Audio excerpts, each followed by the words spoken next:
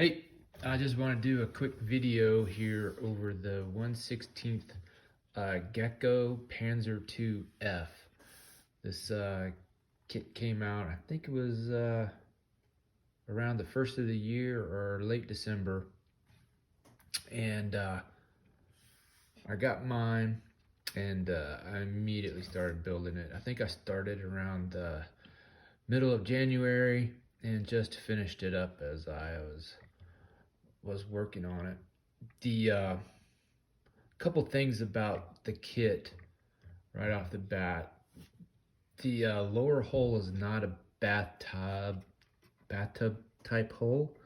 It is in several different pieces that you have to glue together, and that is it's pretty difficult. I'm not gonna lie. It's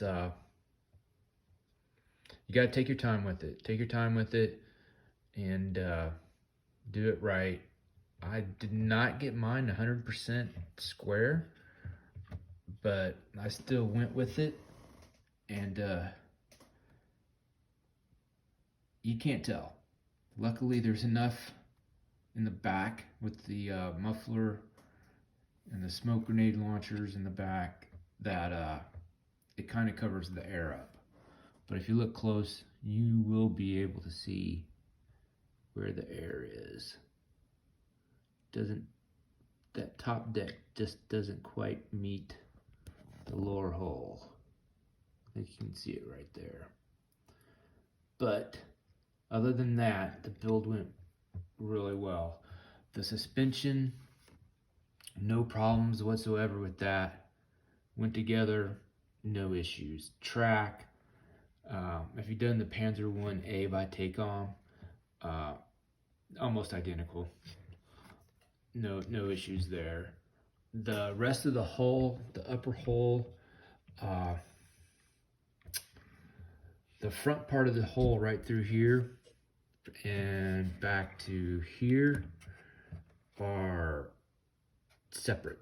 So this top is separate, and then these sides here, they are all separate. And even this little piece back here in the back. It's fiddly, but manageable. Just take some tape up the sides before you commit to glue. Make sure you get it where you want it, and you shouldn't have any issues. The turret, you can either build it without the storage bin in the back. You know, that's an option there. I went, of course, with the storage bin because I think it just looks cooler, and no issues with that. The guns. The guns are fiddly. There are a lot of parts putting those together, but follow the instructions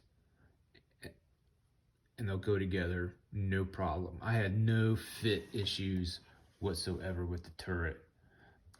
Even the commander's cupola, no problems there. Everything went fine. Even all the hull details, you got different options. They give you two of these stowage bins in case you want to put one on the side here and one on this side over here. Or you can put the jerry cans here, that jerry can rack for North Africa, or you can even leave this off if you want to. I mean, it kind of gives you plenty of options for that. Not a big problem. PE wise, not a lot of PE. Of course, the muffler guard here is PE. These little mud guard flaps here were PE, no issues with that. Some PE up front with the latches here, and right there some PE. And then the spare tire holders PE also, no biggie. Everything went fine. The headlights, not really much holding them suckers on there. In fact, this one broke off, reattached it, seems to be okay. No issues there. The decals went on fine. No problems. They actually, on this second one right here, make it a little bit taller so that it will go over this vision slot. So it looks like it's almost the same height as the other one, which is a plus there, because if they're both the same, then this second one would be shorter. So good on that. And everything else, you know, this jack, fire extinguisher, they give you a decal for the label on the fire extinguisher, which is too long, so I had to cut mine so you could see it. Spare jack block, no problem. You know, these things right here, these little vision blocks, there's a lot of detail on the inside for those that you will never see. So you can just totally just glue those on and then forgo putting all that extra detail in the back behind it. All the opening mechanism. The guns, like I said, no problem. Just a ton of detail parts with them. You even get a magazine for the 20mm, which is pretty cool. The only really detail that I added was a rain guard right here for the gunner sight.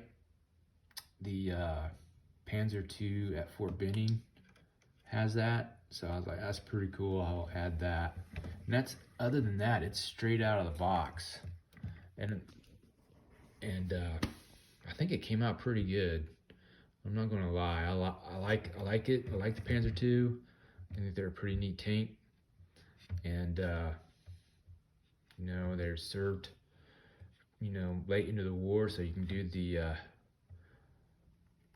two-tone camo or three-tone if you wanted to. Of course, in North Africa. So yeah, overall I would say it's a pretty decent model. Just take your time with that hull, because that hull is no joke.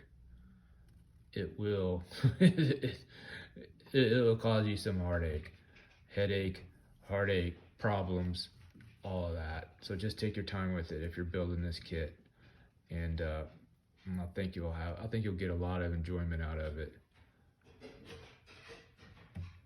All right, hey, if you built this or building it now, just leave something in, you know, leave a comment in the comments down at the bottom. And if you have any other questions, just let me know. Thanks.